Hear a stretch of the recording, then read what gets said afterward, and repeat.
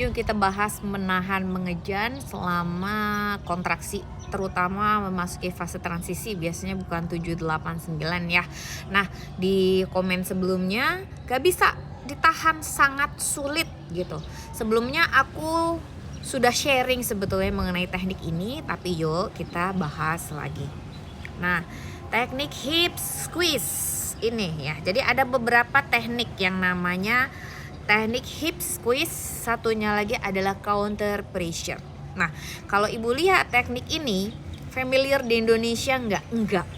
Tapi sudah banyak dipelajari oleh bird keeper atau misalnya kayak bidan, doula, ataupun misalnya perawat yang maternitas yang mengikuti pelatihan itu sudah.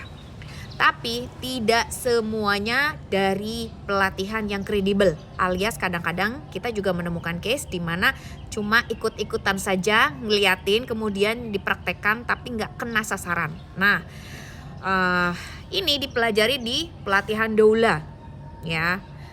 Di Indonesia pelatihan doula itu ada di Eat Pray Doula, salah satunya dari Donna di Amani, kalau nggak salah di Eat Pray Doula. Karena seingat saya waktu teman saya ikutan di pelatihan Amani ini tidak di sharing gitu di kelasnya gitu. Jadi ini dipelajari di kelasnya doula. Hip squeeze ini ada beberapa teknik. Yang satu bisa untuk membantu menahan rasa keinginan untuk mengejan.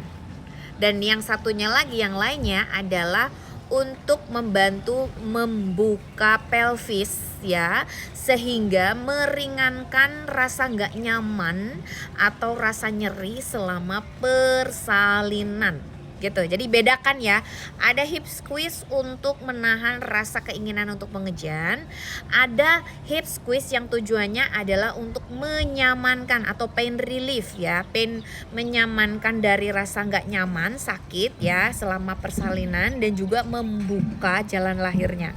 Tentu ada tekniknya dan ini nggak mudah karena ini erat sekali dengan anatomi dan fisiologi.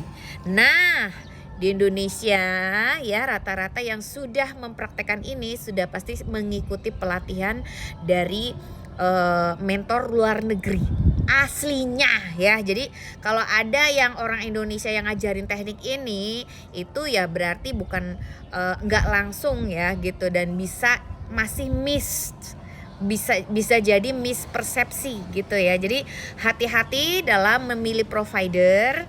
Pastikan yang ngajarin, dan juga mungkin para bidan-bidan juga nih ya yang mau belajar teknik ini, pastikan jangan asal dari pelatihan yang cuma nyari SKP-nya saja, tapi benar-benar pastikan dari instruktur yang kredibel. Jangan hanya karena cuman ikut-ikutan saja.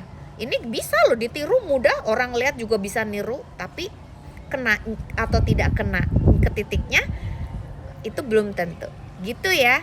Thank you, semoga bermanfaat. Ini tekniknya tuh seperti ini ya. Jadi ada beberapa manfaat.